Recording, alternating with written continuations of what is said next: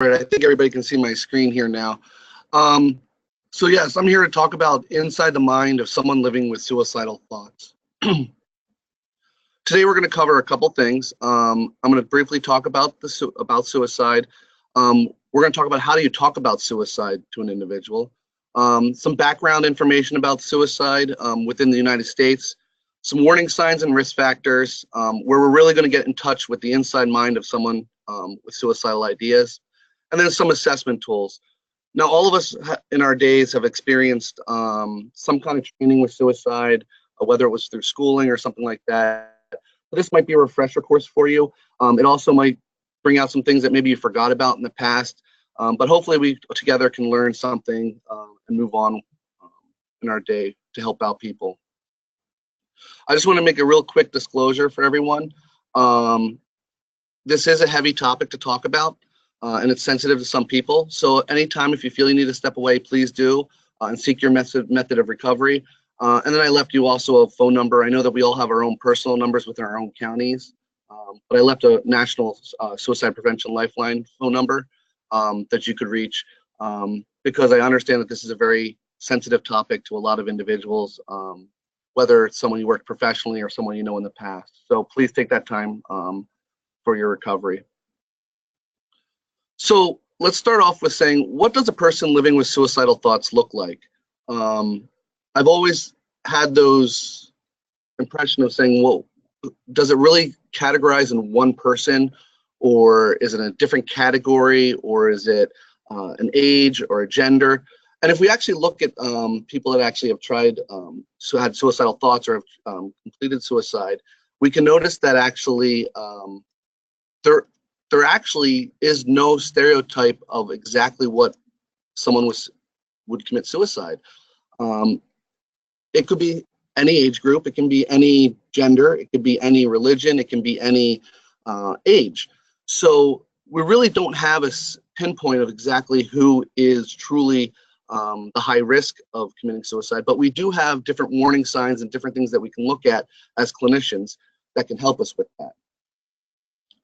So in the United States, and I apologize, this is the 2015 statistics, you can actually see that suicide is increasing in the United States. One of the key points I want to point out is actually, if you look at the last bullet, since 2009, suicide has exceeded motor vehicle crashes and related deaths.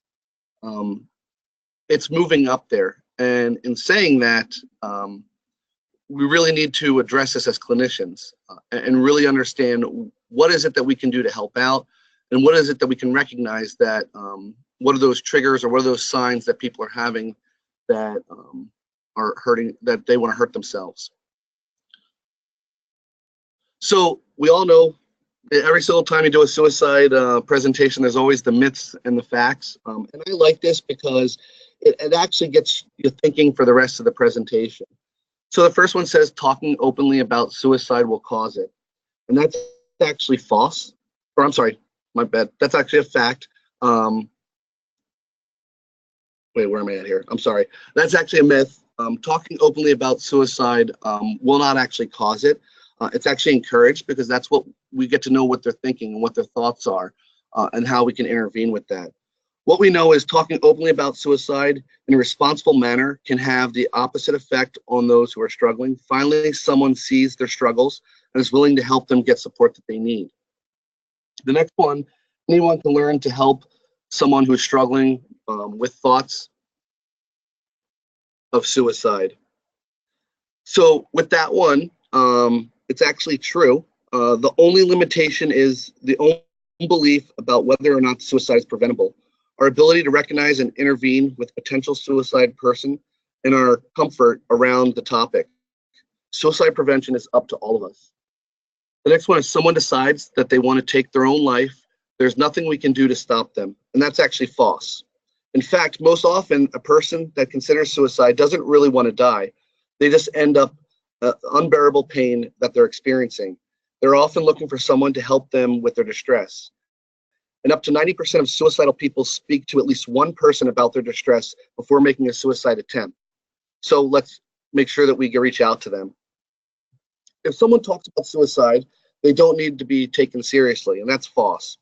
Most often, before someone dies by suicide, they do talk about it to someone, usually a trusted person in their life. They talk suicide should be taken seriously at every time. And then the last one, there are signs that we can look for that may indicate someone is considering suicide, and that's true. We call these warning signs, and we'll be going over that in this presentation. Over 80% of the time, they place with someone they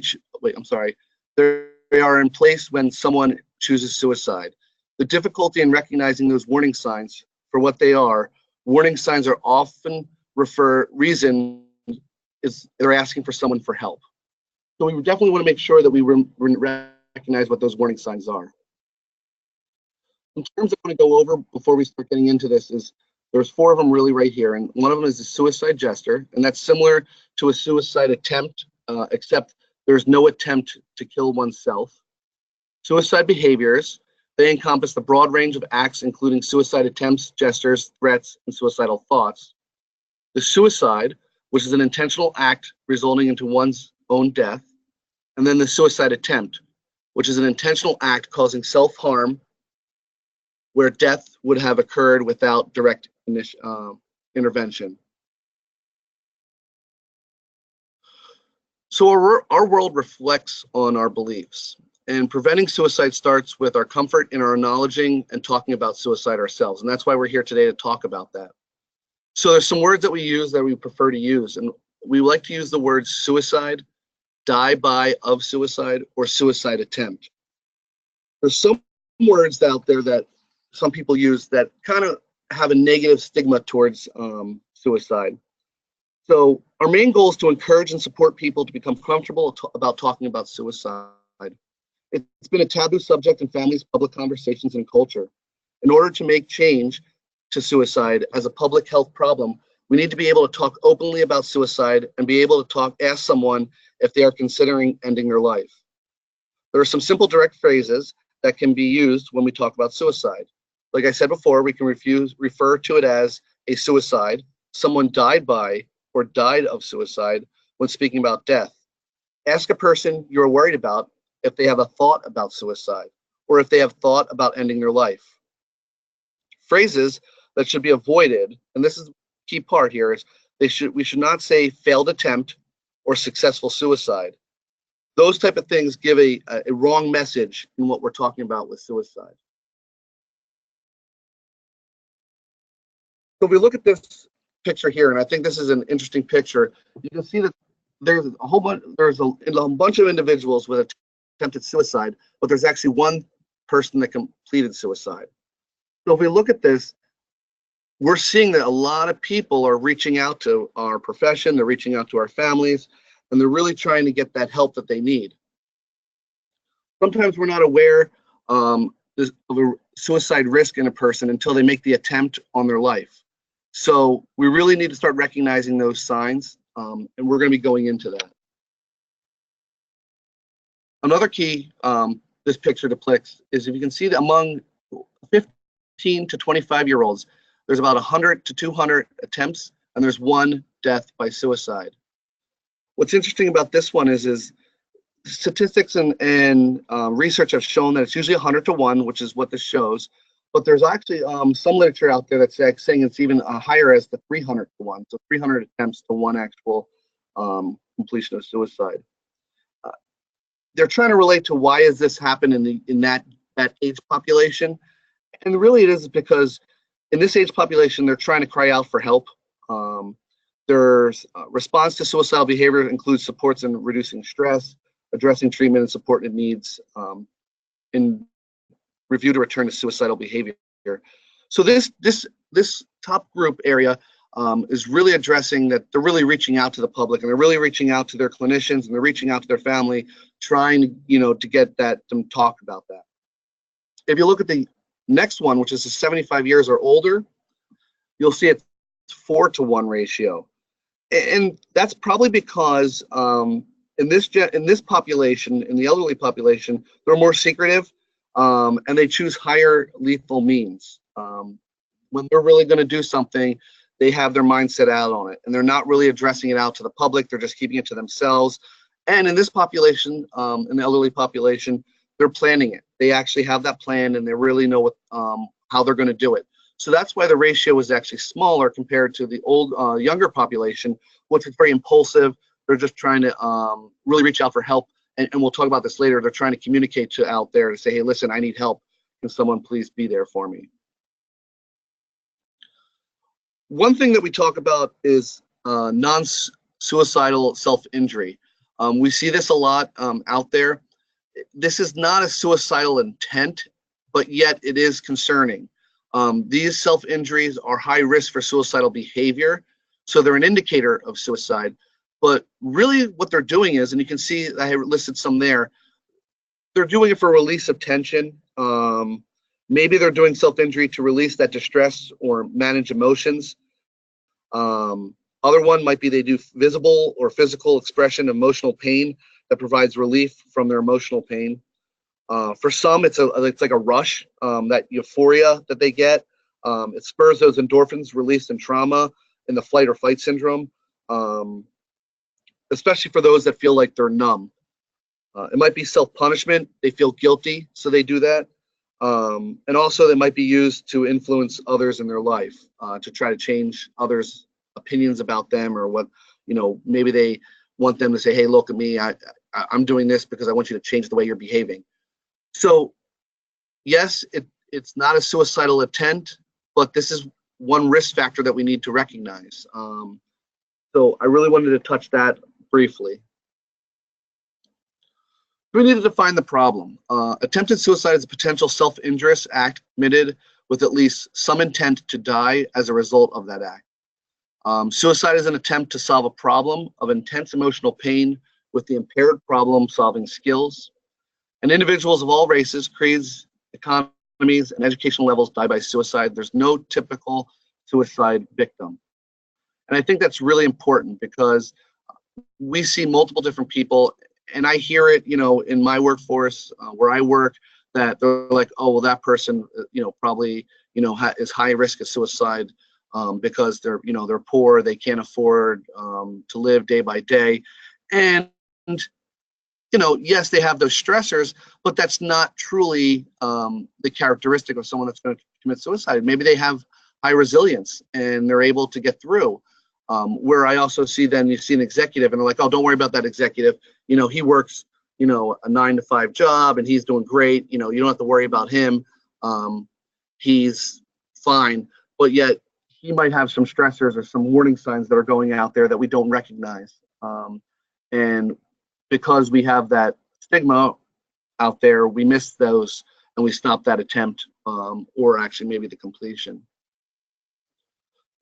So far, are there any questions out there of what I touched? There's a lot that we're going to be talking about, so that's why I'm going through the slides. But is there anyone that needs to ask any questions? Yeah, Justin, we do have a couple. Oh, sorry. Okay. We do. I was just going to. You go ahead. Go ahead. Yeah, we have a couple questions here. So the first one that we got here, and maybe you covered this and I missed it, but can you provide an example of a suicidal gesture? Okay, so in a suicidal gesture, it's more of like the hints. They might say, hey, they might talk about maybe their friend that, maybe a friend that tried to commit suicide in the past. They kind of give those hints about it. They're not actually talking about a plan that they have. They're not actually talking about they have those thoughts of hurting themselves, but they're talking about maybe they have, questioning about, hey, my friend died from hanging, and those type of things. So it's more of like their hints than anything. Gotcha. Yeah. Next question here too. Do you have any statistics regarding suicide between African Americans versus Caucasians, and what are the numbers there? And actually, it's an interesting question. I did not put it on the slide here, but actually, there is a higher rate of Caucasians than African Americans with suicide. And that came out as of 2016. Great, thanks. Yeah, let's see here. Do we have any other ones? Can Can you just kind of give a brief overview or a review on the, or actually, you know what? Can I ask you, Justin? Are you going to have these slides available afterwards that we can either send them out or post them? You can do whatever you want with them. Okay, great. So if we want to review some of those slides, we'll get those to you guys. And that was one of the questions here. And let's see here. Would being elderly be a risk factor in general of suicide? Yes. It's one risk factor, but it's not the deciding risk factor. And we're going to be going into that a little later. Okay, great. Let's see. We do have a lot of questions pouring in. You mentioned the words used to describe suicide, and sometimes it is not appropriate. Can you give an example of an inappropriate reference to suicide? Sure. So when you're talking to someone, especially, let's say you're in crisis and you're talking to an individual and you make the words, well, it was a failed attempt to the individual. That kind of reflects, first of all, negative. We're recovery based. We want to make sure that we're not hurting the individual in what we're saying and causing more harm. So a good example is say, hey, I see that you had a failed attempt in committing suicide. That whole thing, that whole sentence right there is setting you up for failure with that individual because the individual is trying to look for help. So that's like a negative. Okay, cool. Yeah, that's good to know. What about I know you mentioned age groups a couple of times and kind of the idea that there's not really a stereotypical person that is at risk, but the age group of 40 to 60, someone was interested in that. Do you have any stats on suicide within those age groups? I don't actually right here with me, but whoever asked that question at the end, I have my contact information. If they send me an email, I'd be more than happy to get that information to them. I do have multiple different research articles out there with statistics on age groups and all that type of individuals.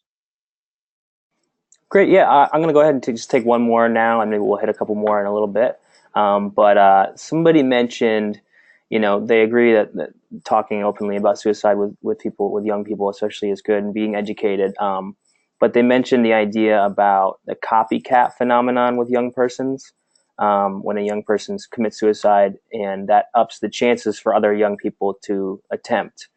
And I guess there's some research around that. Do you have any information on that? I go in a slide about that with that population, the younger population. When someone, the copycat it does increase that it becomes another risk factor in the whole operation of assessing, because what happens is an individual passes away due to suicide, and then what happens is the kids see the attention that's going on there, and it kind of, I hate to say it, and even use the word in there, but it kind of makes it, enticing, of that. And as clinicians, we have to recognize that, and that's where I think education comes involved. I have 2 children myself. They're not old enough to talk about the birds and the bees yet, but they are old enough to learn about suicide because they see it all the time. Every movie you watch out there has something with suicide in there. So I really explain to them what it's about and how, it's important to communicate about this and talk about it, because we, as a society, we like to bottle up our emotions, and we don't really talk about our emotions to get people to really understand. We have to be that strong person. And I think by educating, really will minimize that copycat, because then people can say, hey, listen, I fear, that, I'm having those same thoughts, and they can reach out and not have that stigma saying it's bad, oh my gosh, it's bad that you want to hurt yourself, that it's okay to talk about that. And let's see how we can get better. Because maybe it doesn't mean hospitalization. Maybe it doesn't mean that, we're going to have to work hard. We have to work harder, but we don't have to, be these intense. We can start figuring out programs right now that can work, that can divert you from having those feelings and having those thoughts. But I will be getting to that in a little bit. Great. Yeah, I think maybe we could just move on now, and we'll hit a couple more of these questions as we go forward. Thanks, Justin. I just want to add, if I cough, I apologize. I am getting over the flu, so that's what I was trying to bring out before. So going on, We're going to talk about the warning signs, the risk factors, and protective factors. All three of these are very important in determining what's inside that mind of an individual that has suicidal thoughts. But some definitions I really want to touch base on here with you. We have the risk factors, which obviously you can see there are stressful events or situations that may increase the likelihood of a suicidal attempt or death, not predictive. Protective factors are personal and social resources that promote resilience and reduce the potential of suicide or other high-risk behaviors. And what I think is interesting is that, so the risk factors are, and I don't like to use the word negative or positive, but are the ones that are showing that an individual has a higher risk of, making that suicide attempt, where the protective factors kind of combat against those risk factors and show where, hey, maybe they don't want to. This is this is what's keeping them going. This is what's moving them in the right direction. And then you got warning signs, the early observable signs that indicate an increase in risk of suicide for someone in the near term. This could be within hours or days. And this is the warning signs I think are the real key ones to really look for along with the risk factors, because they're going to start telling you where are we at in this picture with the individual's mind. Risk factors are found in different domains. We have 3 domains right here. So the first domain you can see is family risk factors. So this is anything that deals with the family area. We have personal behavioral risk factors. So this is the individual. And then environmental or social risk factors. And this is the environment that they're in the outside. So stress and risk factors may not be known by warning signs or observable required attention. We often focus on warning signs because they represent significant changes in appearance or behavior of an individual. But we want to make sure that we look at these risk factors, because risk factors can be stressful events or situations. They could be conditions that may increase the likelihood of suicide. Risk factors can be found, like I said, in the family, the individual, or environment. Almost everyone has at least a few. I can tell you I have a few of these risk factors. They're not cause of suicide.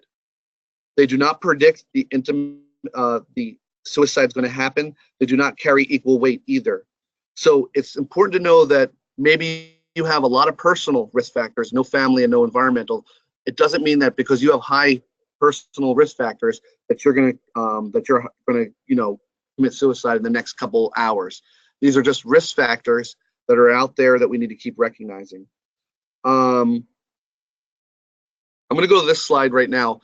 I kind of like this slide because it kind of breaks down everything that we were talking about. You can see on the left side, we have the different risk factors: family, personal, and social environment. And then I broke it down into long-term, which are really the unchanging. We can't really change those things. These are things that happened in our lives that really we had no control of. And then I have long-term modifiable, and that's things that we can address and things that we can change, and then triggers. What's interesting here is if you focus on the long-term modifiable and the triggers, in this category here, we can start doing interventions. We can start helping the individual to kind of help them get back on track and get them back into a positive mindset. Where we can do here is, you can see, let's take, for example, let's do personal behavior and modifiable, which is that middle blocks. We have mental illness, we have substance abuse, we have poor coping skills, and impulsivity. Those 4 things we can actually help out as clinicians. With mental health illness, and we're going to go to the slides right after this about this, we have medications that we can prescribe. We can do different therapy in our practice to help them with mental illness. Substance abuse, we have treatments, rehabs, detoxes, AA, NA. Poor coping skills, that's what our job is. We help them, teach them, and give them those skills. I always like to say we give them the tools for their tool belt that they can pull out anytime they need to help deal with. Same thing, we teach them some of those skills. So these things we can change. But if we go to the left of that, previous suicide attempts, we can't change that. That happened. So we need to recognize that that's a risk factor, but we can't really do anything in that category. Loss through death, divorce, abandonment, these are things that happened in our lives that we can't change. Now, yes, we can do therapy with them and have them process through the event and go through all that. But those are risk factors that we can't change immediately in the long term. These ones in the middle section we can, and then the triggers. The triggers are some stuff that, like, okay, I know that I have schizophrenia, and if I don't take my medication, I start having thoughts and voices in my head that tell me that I want to hurt myself. Well, that's a trigger, right? If I know that I'm isolating and I don't have people around me in my life, and I know that I'm not going to be there for anyone, no one's going to be there for me, I start having those thoughts that I'm not worth it, and I really want to start, thinking about ending my life. So these are the triggers. So the last two categories we really need to keep focus on, of where we can intervene and where we can try to stop that process of the thoughts of trying to hurt themselves. So mental health, and this is interesting too. You can see that psychological autopsy studies in various countries this was done by the World Health Organization. You can see the top major diagnoses they have there. They have major depressive disorder, bipolar, schizophrenia, and personality and borderline disorder. And the next slide that I'm going to show you is a wonderful pie chart of actually the individuals. And these are the individuals with the diagnosis that have high risk of, committing suicide or having suicidal thoughts. So you can kind of see, let's just take the big three here: the mood disorder, substance abuse related disorder, and schizophrenia. That's a big chunk. That is a large piece of the pie. So we know that if that's the issue with these with these diagnoses, then we need to start treating that and starting helping them process through their illness and process through this and make sure that we get them the help that they need. So I stop here for questions because I know that this part, a lot of people have probably some questions out there on this. Yeah, we do have some questions. So I don't know if you maybe are going to get to this, but maybe not. One of the questions, or a couple questions, had to do with gender identity and sexual orientation, and if there's any link between those and suicide, any correlation between how a person identifies and the suicidal likeliness.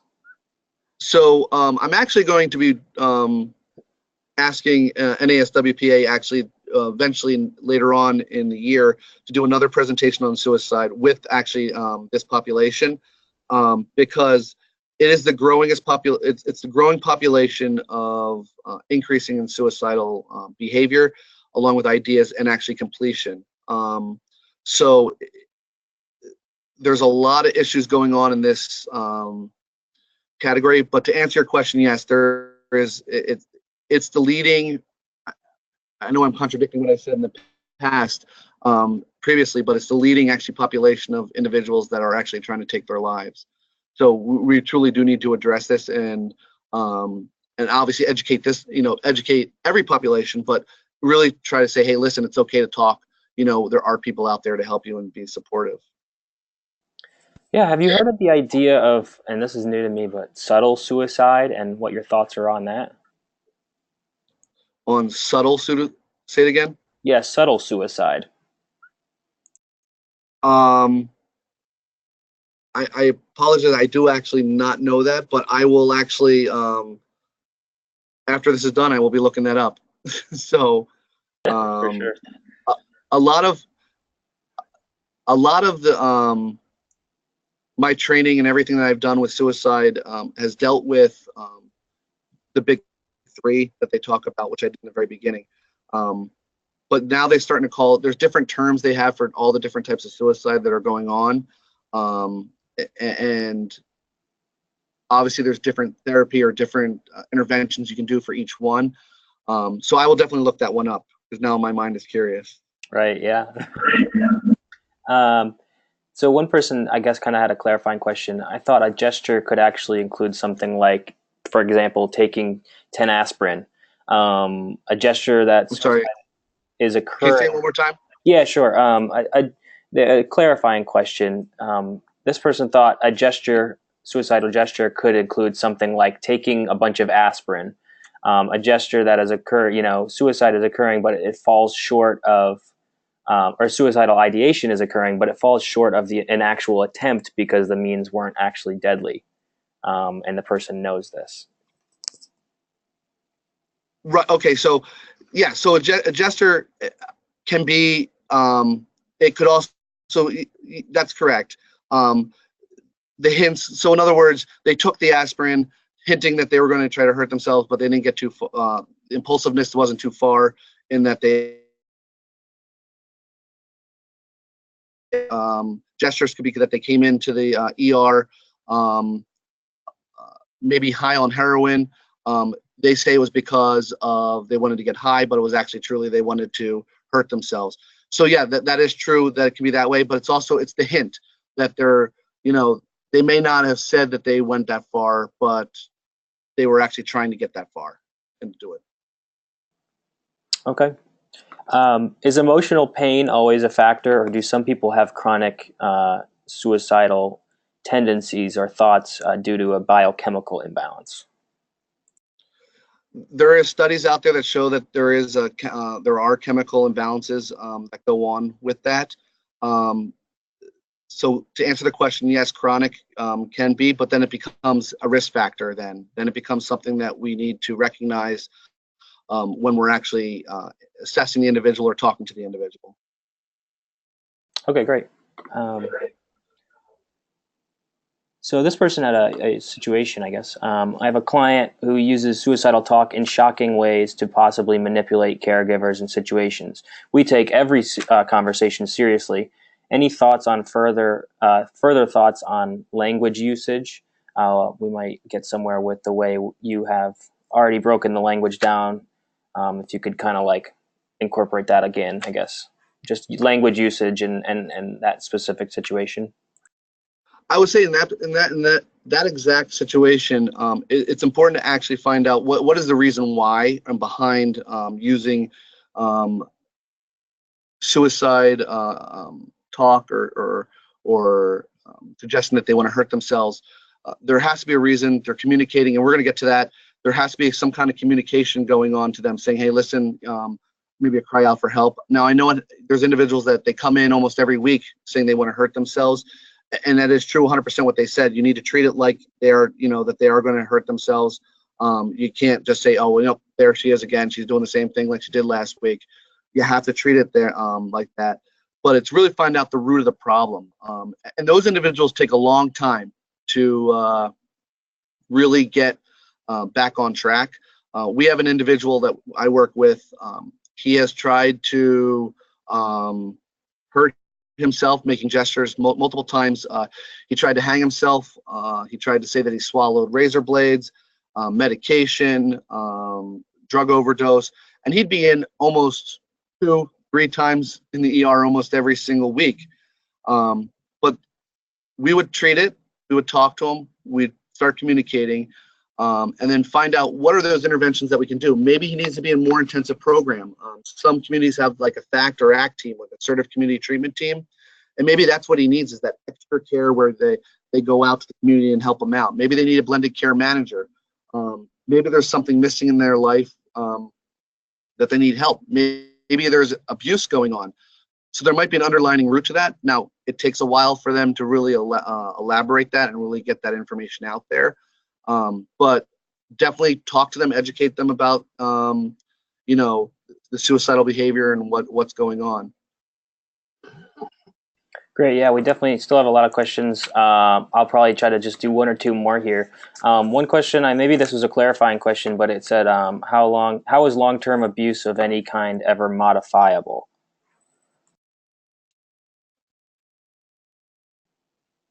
And I don't know if that was Tyler, you're breaking up. Oh, okay. You're breaking up. Yeah, the question was, how is long-term abuse of any kind ever modifiable? It's more of you're talking about, and let me go back to that slide real quick. You're talking about where it says family. You're talking about the abuse, the emotional, physical, and sexual abuse. In that category, it's more of the therapy piece. It's the processing trauma therapy, developing the skills that they need to cope with and process the event that happened in their life.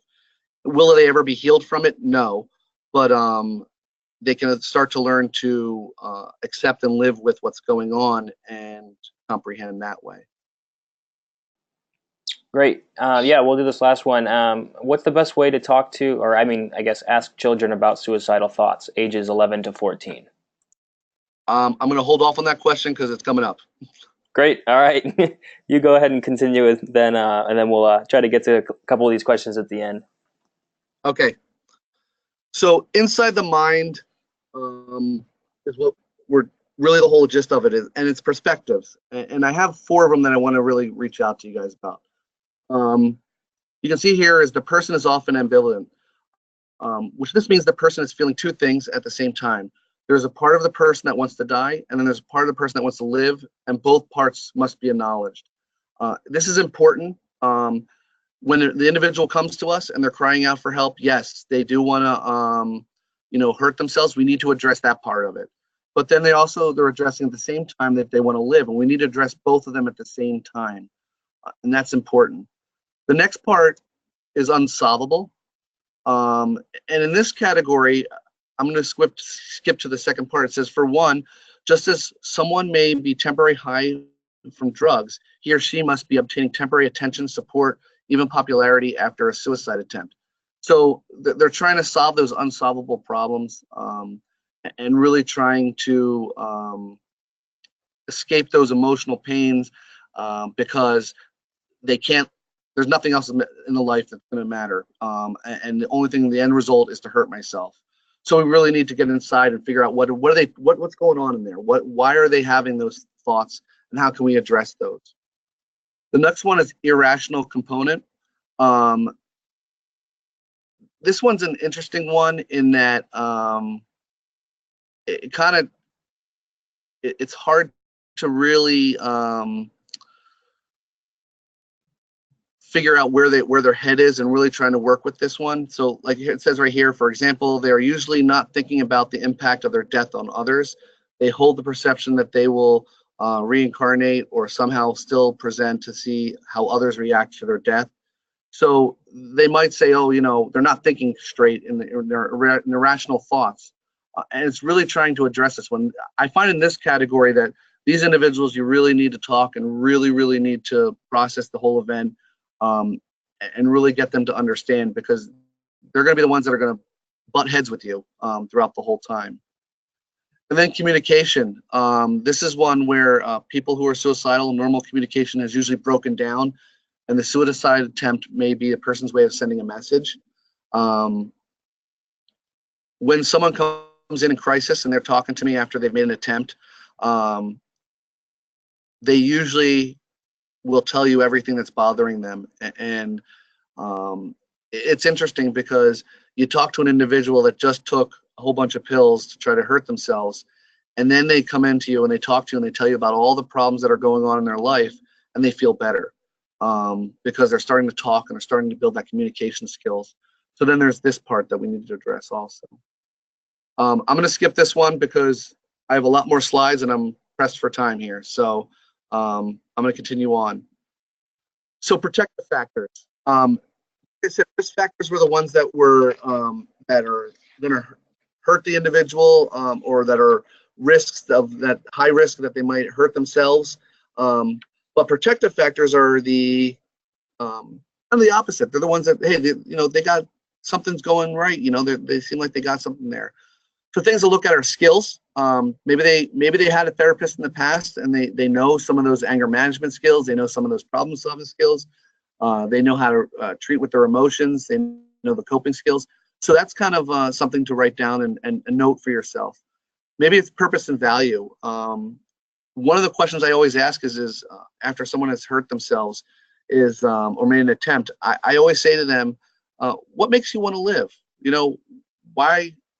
What is it that you're living for? Where is it? And you get dead silence for a while, but eventually they're going to start telling you something. And it's interesting. I put pets here because that's one of the big ones they always say is, oh, my dog, my cat. Well, hey, that's what's keeping them alive. My family, my work. These are things that they value. My religion, whatever it is.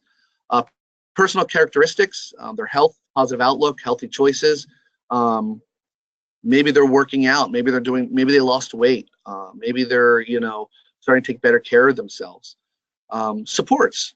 I always happy when I go into a crisis and I see that there's an individual with their mother, their father, their best friend, their spouse, their brother, their sister, because you can't do this alone, and it takes a lot of supports, and especially having a support there that is a positive support, that's there to help them out and really move them in the right direction, and get them in a better place.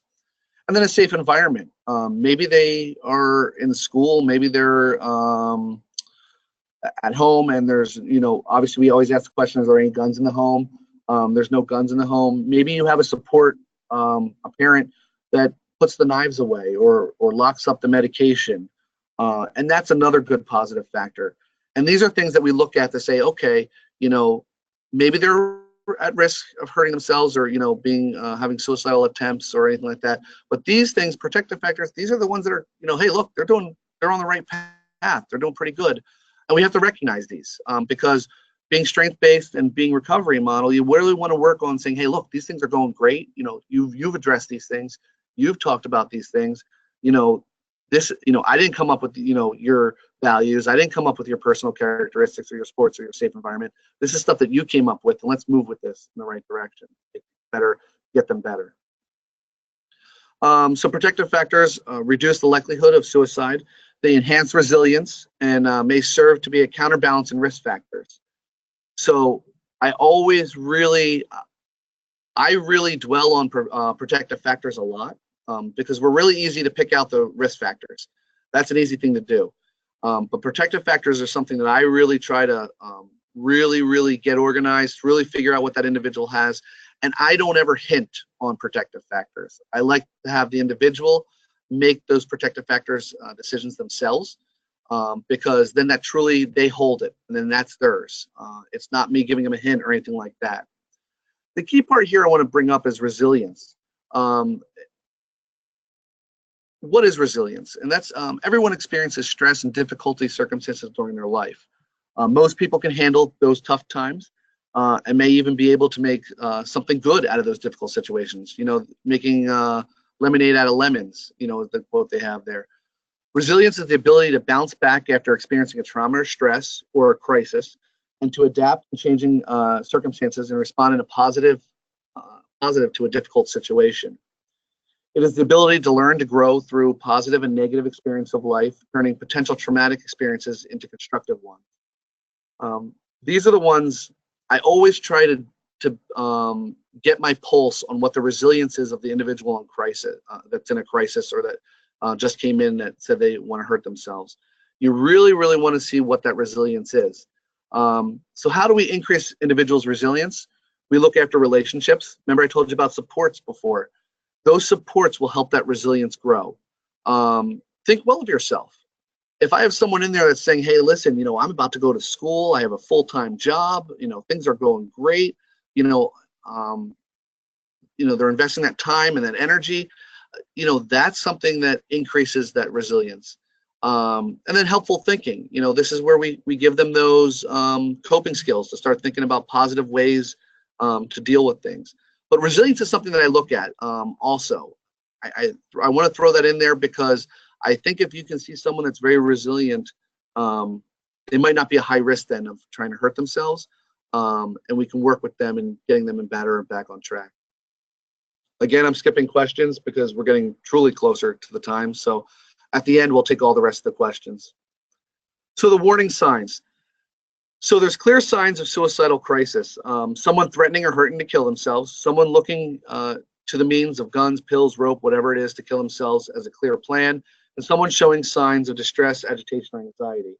You want to get the facts and take action. Like before with one of the questions, you don't want to joke around with it, even if it's someone that does it every single week. You want to really address it and make sure that we do a full assessment, that we know exactly what's going on with that individual. So we all know this slogan, is path warm. You can see the warning signs, the ideation, threatening or communicated, substance abuse, excessive or increase, anxiety. That's another big one. Those that have anxiety, they just can't take everything that's going on in life, and then they look for that way out. Trapped, that isolating, not hanging, not being out with public. Maybe they were a very social butterfly, but now they're not. That's something we need to look at also. Withdrawing from family, friends, and society, like I just said before. The hopelessness, nothing will ever change, that negative thought. Anger, out of control, rage, seeking revenge, because they want to throw that issue that they're dealing with themselves, they want to put it out onto other people, so they're showing that anger. Recklessness, risky acts, unthinking, the impulsiveness, especially in the young age group. And mood changes. Maybe they were happy and then suddenly they're depressed. So warning signs for suicide. Now, this is in the older population. They're talking about making plans for suicide. They're expressing hopelessness about the future, displaying severe or overwhelming emotional pain or distress, showing worrisome behavior or changing particular in presence of above warning signs, withdrawing, increased anger. And then we had the warning signs before that I was showing you at that the slide before. Changes in sleep and appetite. Also the way they take care of themselves. Maybe they start becoming disheveled. These are all warning signs that you're looking at. These are things that we can observe. In younger, under the age of 15, it's very similar to that previous list, but it's change in unusual behavior, school refusal, risky behavior, talk of intent to die, self-harm, and verbal cues of suicidal thoughts.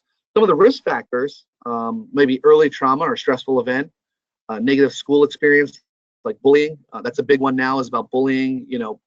We see it in the news where, individuals are getting bullied over and over and over again, and they have no help. They're looking for help, but there's no help. And maybe they had those warning signs that we totally ignored, but it went too far, and then they eventually took their life. Loss of early primary attachment, internalizing distress versus externalizing, and more than one mental health diagnosis, obviously, or untreated mental health concerns. So, key part I want to say to you guys is keep your eyes open and your ears open. We're real good at actually looking and seeing what's going on. Some of it, obvious thing, I wish I was dead. Obviously, that's cut and dry. I'm going to end it all. But then maybe there's some like those less cues when we're just talking to the individual and they say, hey, what's the point? Why am I even here? You better be off without me. Life's too hard. Yeah, okay, life's too hard. I say that sometimes, especially when I'm working, long hours and all that kind of stuff, man. But we kind of miss those cues, and there's some of those subtle things that they're kind of like, I like to say, they're throwing the hook out there, hoping to get a fish, which is us trying to help them out. But we don't really pay attention to them because okay, they're having a bad day, they're depressed. We'll deal with the depression and move on with that. But maybe there's something going on. Maybe they've been thinking about this, and it didn't get right to the direct cues. So we got to keep our eyes open when they're talking to us. So from the suicidal person's point of view, that a crisis point has been reached. When they make that attempt or they're doing that actual suicide planning, they've made a crisis point has reached. There's something going on in their life that has caused them to get to that point. The pain is so unbearable. The solution problems have been unavailable. Thinking has been affected. However, communication distress is common. Invitations to help are often extended. So they might be having all these things going on in the crisis, but they're looking out. They want that help. They're reaching out, which goes to, you've been invited. So they might be having these feelings of desperate, anger, guilt, worthless, lonely, sad, hopeless. Excuse me. Their actions, they might be giving away possessions, extreme mood swings, self-injury maybe. Physically, they're not taking care of themselves. Their sleep pattern, their appetite's different. And they're saying things to you. All my problems will end soon. I just can't take it anymore. That's our cue as clinicians saying, I don't want to say thank you for telling us, but they're saying, hey, listen, I'm reaching out for you guys. I need help. Come on and help me. So why do people hesitate to ask for help? Well, they're unwilling to admit they need help. They're afraid. There's a stigma out there. They're ashamed. They don't know what to expect. These are some of the things that we really need to address and say, hey, it's okay. It's okay to ask for help. It's okay. That's what we're here for. Let's figure out where can we go and move you in that right direction. For many men, and some women, asking for help is a sign of weakness. I work in the forensic population, and if someone says that they want to hurt themselves, they probably hide it. They don't want to be that stigma. They don't want to be put in a one-to-one watch. So it's kind of, you got to break that down and really talk to them and say, hey, listen, it's okay. We're here to help you get better. We want you to move in the right direction and make them feel comfortable. They're not sure about how severe the risk is or what they're wrong, worried about doing or saying the right thing, feeling inadequate, afraid to put the idea in someone's head, feel not their issue or bystander effect. So they're kind of like, this is why we don't help, or I shouldn't say we as clinicians help, but this is why the individual that doesn't have the experience that we have or the training that we have, why they won't help.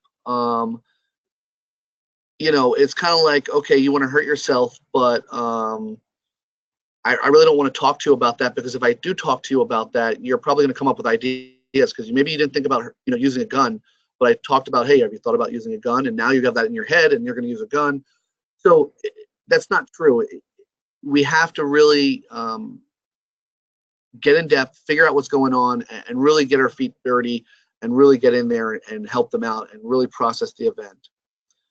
So why go inside the mind of someone living with suicidal thoughts? Because we want to bridge that gap to help. So what is helpful? That's showing that you care. That's asking questions and then getting help. And I think as clinicians, we all do that. And I hope that we all do that. And it's very important that we continue to do that. So getting help, we don't want to leave that person alone. Know the referral resources. We all have in our own counties a list of resources that we can use. Reassure that person that, hey, listen, we're there to help and we're going to move them in there.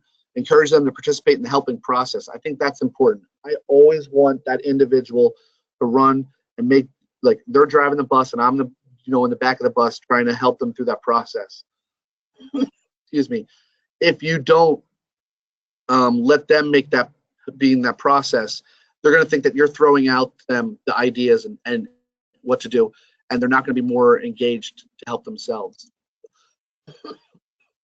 So suicide risk assessment, you want to identify those risk factors, identify the protective factors, conduct a suicide inquiry, and determine the risk level, and then make sure you document. So I just put in here for some crisis things. The slides will be given to you through Tyler, but these are just some different activities in the crisis mode of how to help them out with the crisis mode. I love using the 5 senses. I always think in a crisis mode, if I use the 5 senses, it's very soothing to them. I will always use vision, hearing, smell, taste, and touch as much as I can.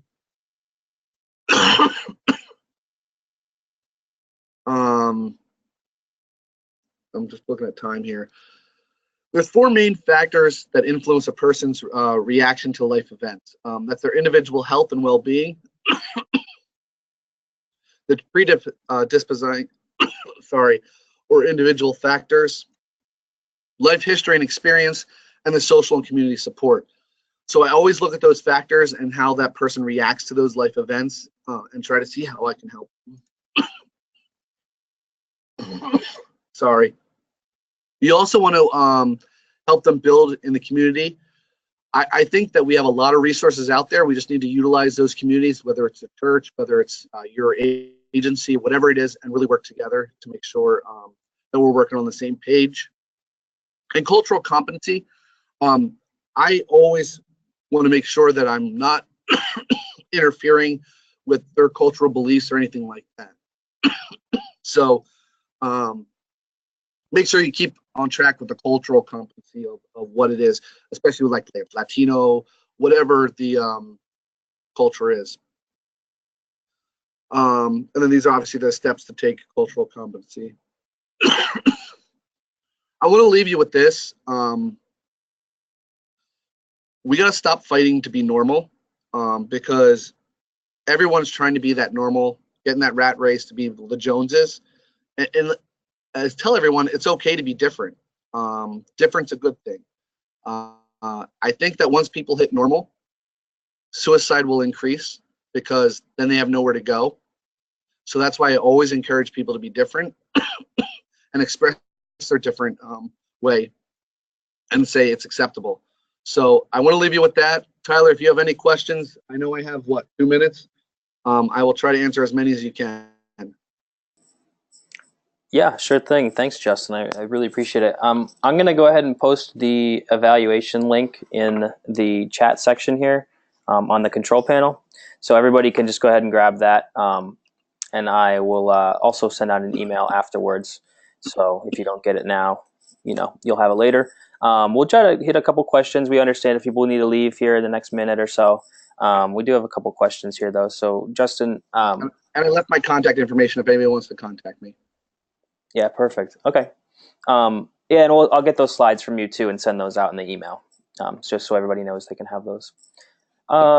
Is there a link between suicide attempts occurring in families? There has been studies done that show that if a individual comes to you and they have family members that have taken their lives and completed and actually have taken their lives, that they're at a higher risk. It's a risk factor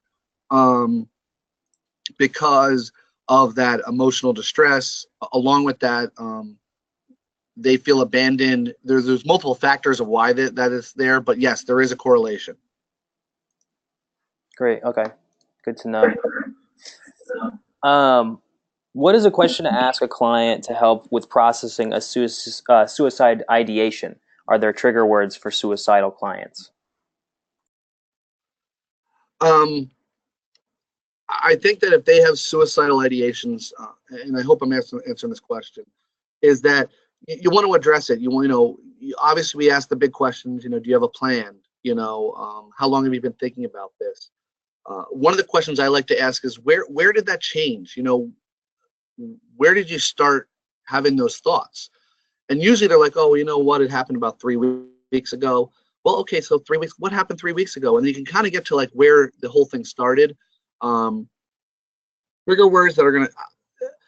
You really need to communicate with them and talk with them, because we all know that when we talk and express our feelings and express what's going on, that individuals are going to start feeling better about themselves. They're going to start that healing process will start to begin. So as for trigger words, I really don't think there's going to be trigger words that are going to cause them to hurt themselves. You really want to communicate. You really want to educate and talk to them. Great. Yeah. Are there any suicide screening tools available that you're aware of, Justin, for a primary care clinic?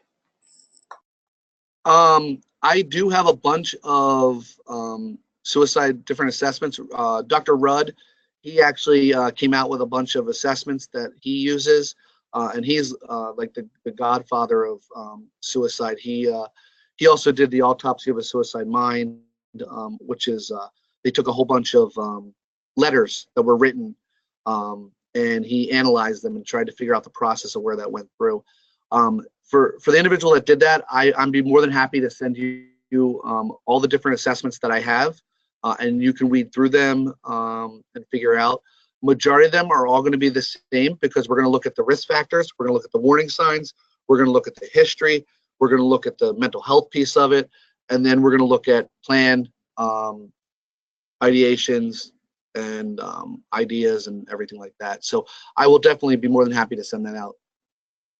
Awesome, thank you. I'm going to give you one last question, and then we all get running here. There's a lot of people saying thank you in the chat. So again, thank you, Justin, for joining us. Is there any last minute tips or I guess trainings that people could go to learn more? Anything that you recommend? There's actually I think that the best way and is to really have like a mentor or have someone in there that you can talk to and really go through ideas, because with dealing with this population and dealing with those that are in crisis and all that, everybody is has their own method, has their own way of doing it, but there's the root and the foundation. As for trainings, I know that what I do is I usually look to see who the presenter is, and then go to see that individual. I would say your best bet is obviously use NASW. our Pennsylvania website. We might have on there some sort of trainings that are coming on there. I know a lot of the conferences out there always, every conference I've been to has some kind of suicide training on it. I know that the NASW-PA chapter will have its conference at the Kalahari, and one of the big things is actually going to be having suicide presentations. We did last year. Hopefully we have it again this year. So they're always out there. What I always suggest is take everything, learn from it. There's always going to be something that you'll get from there that you didn't get before.